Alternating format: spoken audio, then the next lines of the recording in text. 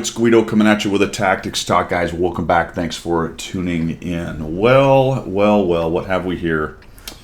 What have we here? Well, that's what you're here to find out, right? I'm here to tell you what we have here. First of all, thanks for tuning in, as always. It is the Christmas season. I hope you're having a holiday / Hanukkah / whatever. I hope you're having a whatever it is for you event. That's nice. I am enjoying myself immensely. We are here. Brand new haircut, by the way, for Christmas. That's good. Apparently in the COVID era, you do it once every 3 months. That seems to be the going rate of haircuts at this point. We're on Malinovka, and what we're going to do is play off of yesterday's video just a little bit, where I said, here's the one thing you can do to absolutely increase your win rate. I'm going to give you number 2, but in chronological order, it's number 1, which is deploy according to the percentages. What does that mean? There are actually good places to deploy, and there are, in fact, bad places to deploy. That can change based on what your team's doing, but as a general rule, and in order to pretty much immediately increase your win rate, learn the deployment spots that are the critical terrain. Is something I talk about a lot. This can change a little bit based on tiering, based on tank type, based on team composition, map, and mode. That's a lot of stuff to take into consideration, but here's the good news. Most maps kind of play the same no matter what. As a matter of fact, they play the same almost no matter what tank you're in.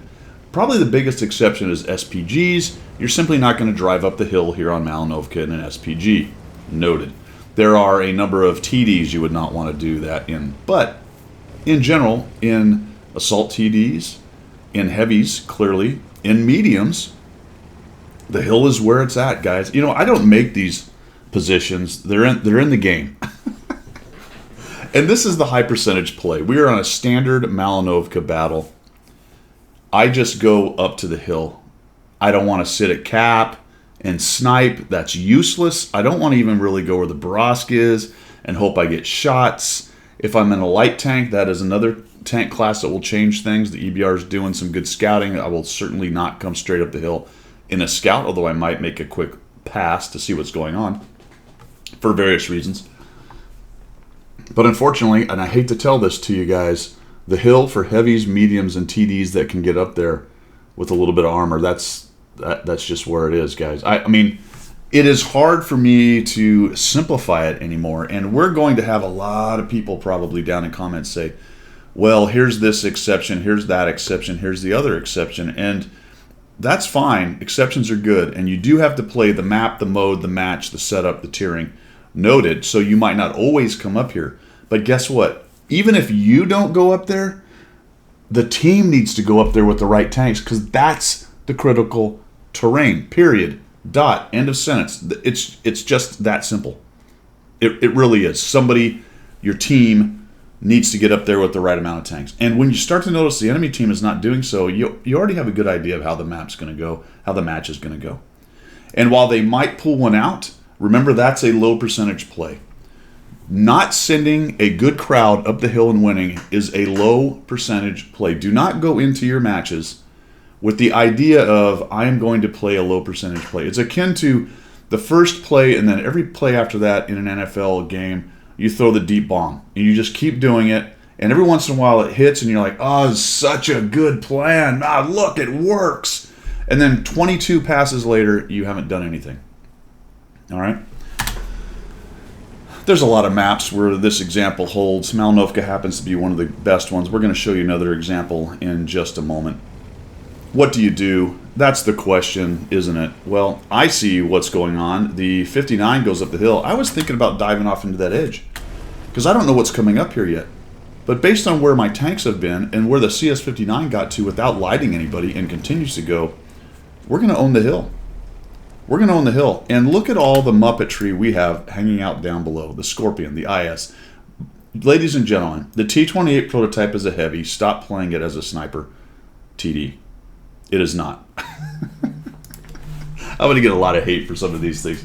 All right, here we go. So we've got the Patton coming in down there, the Tiger. Patton's taking hits. Poor sucker. He can't get up the hill.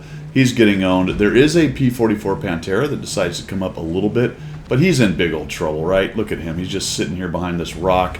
He has no support. And all of a sudden, we have 2/3 of the map. We have 2/3 of the map. Completely given up. The enemy team is down 3 tanks. They deployed horribly. My team was only slightly better in deployment. Finally, the T-29 and the 4502 Bravo are coming up. Had we met their beef up here, it might have been a different story. Because we have these guys getting there late. Well, the Type 4, as we're going to find out, sits in the back down here. What the red team is doing can work. But understand, it's the low percentage play. Why would you play the low percentage play?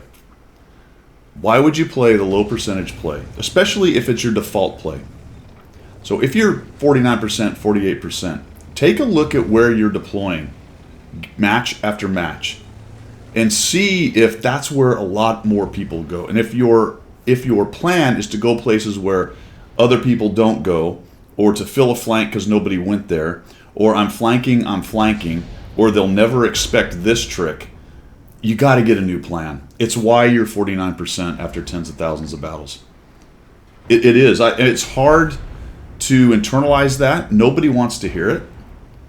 And it's easy to rationalize it, right? Hey, you can't let a flank go empty. Well, maybe you can.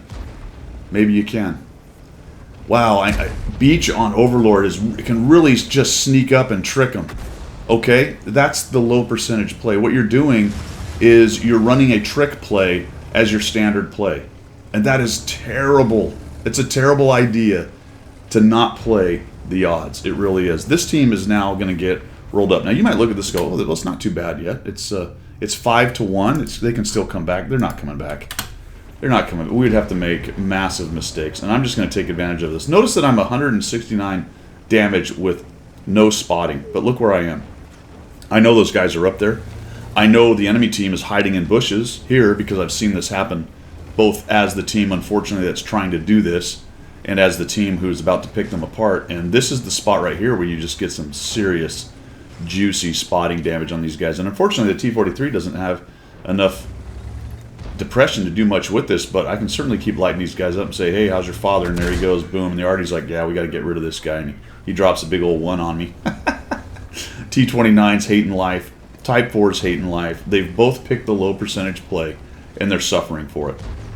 They're suffering for it. So other things about that. Don't pick the low percentage play and then blame the team when it doesn't work out.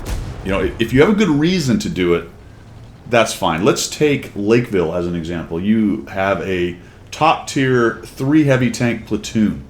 And for giggles and because, hey, you know what, we might be able to make this work as a platoon with a strong push, you push Valley and end up winning. That's great. That was an exception to the rule because you had a reason to do it. If you're going to throw the Hail Mary, you might be either forced to because you have to, or maybe you're in a good position in the game, or maybe you've just got a nice play set up and you're going to give that a shot. But if that's your only play, or you're always your opening play, then you probably need to change that. It's why you're 49%. It's why you're 49%. It's even why you're 53%. I say, in my opinion, somewhere around 55% is where anyone above that is using a lot of nuanced capability in their game. A lot of nuanced information. They're able to make those low percentage plays higher percentage just based on their skill. They're able to assess matches and understand when that might be the best plan to go with. If you're lower than that, you're not there yet. As much as we like to think we're all the Patton of World of Tanks, if you're not there yet, then stop doing it. Really, I'm telling you, you need to increase your win rate and understand more about it. Now, okay, it's a pixel tank game. I've come off the top rope. People are probably irritated with me right now. Well, whatever, Guido, you're only 58%. Exactly. There's nuances and pieces of how some of these 65% guys play that I am not aware of and I'm working on. But I am at least self-aware enough to know that that's a thing. What the problem with a lot of low skill and low win rate players is they don't understand that or they don't believe that to be true, right? It's always someone else's fault. It's not that they don't understand. It's that everyone else doesn't understand. Think about that for a minute.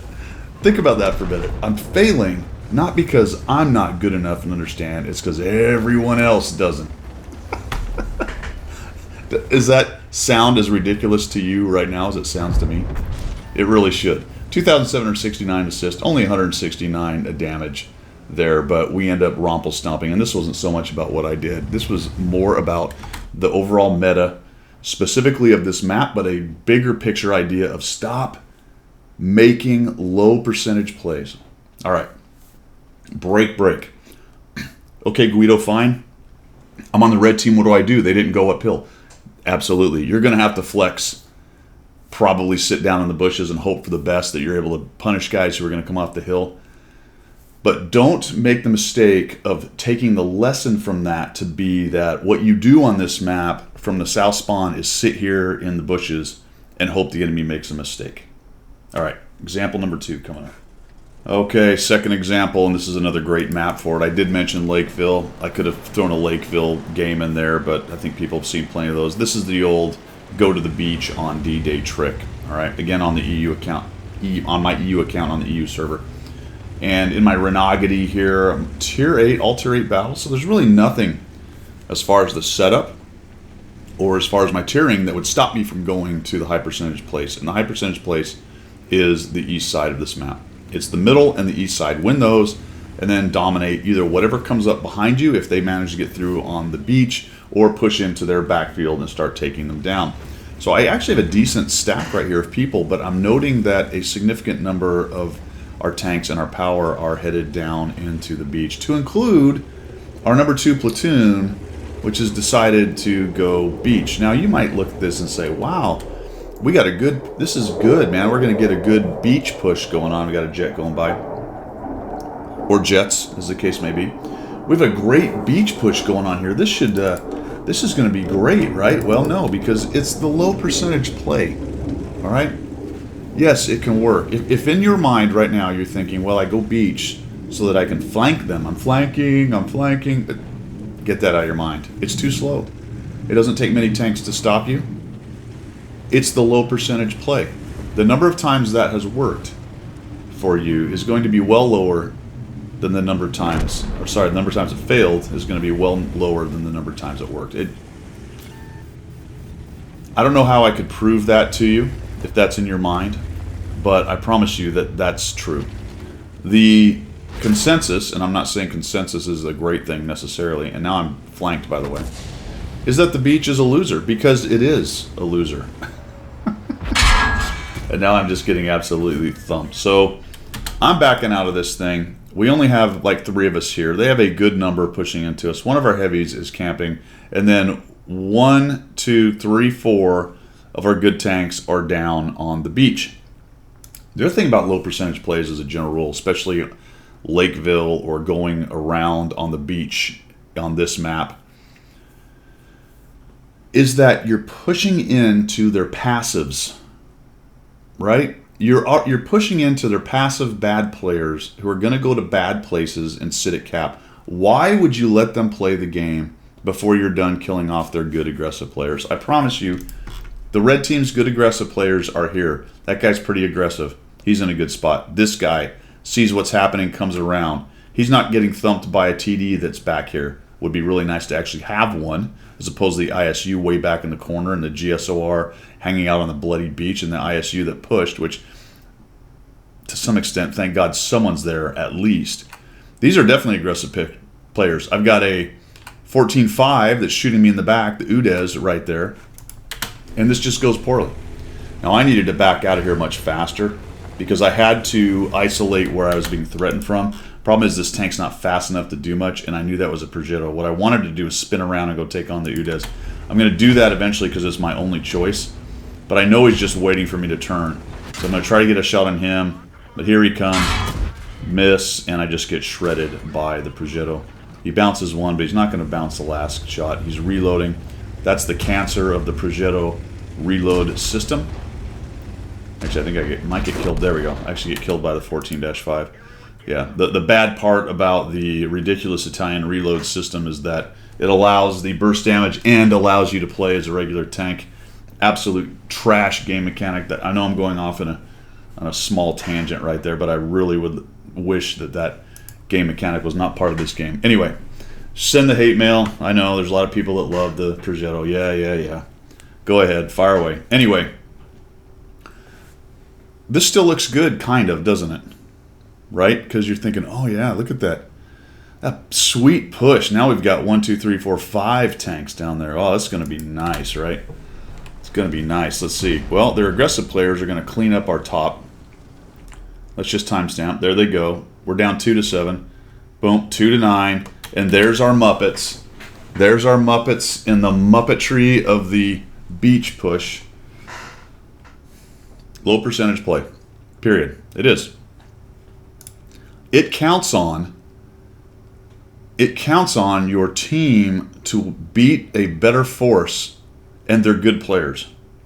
Anytime you have won, let me back that up because absolutes aren't great. 99.9% of the time you have won by going beach has been because better players have held the high ground. Or, back up to what we talked about earlier, you have a platoon of very good players and you were able to push fast and make something happen. Now, by all means, if you're all great players and you got a platoon of 3 and you can coordinate a push down the beach and go crazy, but I will promise you those players understand that they're making a low percentage play and they're adjusting it to a high percentage play by the way they're doing it. If you just randomly, in randoms, drive down here with 1/3 of the team and slowly move along the bottom of the cliffs while your team loses up top, you're going to lose the vast majority of these games. You're stuck in a pit and you have no options. It's easy, guys. It really is. It's number 2. Number 1, chronologically, this is number 1. But number 1 is, like yesterday, stop pushing to cap when your cap is threatened, when you win a flank. And the similarity here is stop letting their camping passive players play before it's time. Let them marinate in the back in the juices of their failure. All right? Let them sit back there in their bush and wonder why their team is terrible while you wipe out their aggressive players and then take them down at your leisure with larger numbers. That way when you push into TDs, you don't let them kill you off one by one. You come at them en masse. Same thing here. Go to the right places. Kill off their aggressive players. Go to the high percentage play places on maps. Kill off their aggressive players. And then, again, let the Muppets marinate in the back. Really, this is just Muppets marinating while moving through easy to move through terrain. That's why bad players go to things like Beach on D-Day and Valley on Lakeville, because they can isolate the threat in one direction. They're not good at multiple directions. I understand that I understand the reason. But if that's your idea, you need to get away from that, break out of that mold, start learning how to move around on the more difficult places of the map to move around. Go to the high percentage plays, go to the critical terrain, and be more of a catalyst to winning as opposed to the albatross of losing around the neck of your team. I saw this happening. I didn't play particularly well, clearly not at 324 damage. That's atrocious. I didn't play this position very well.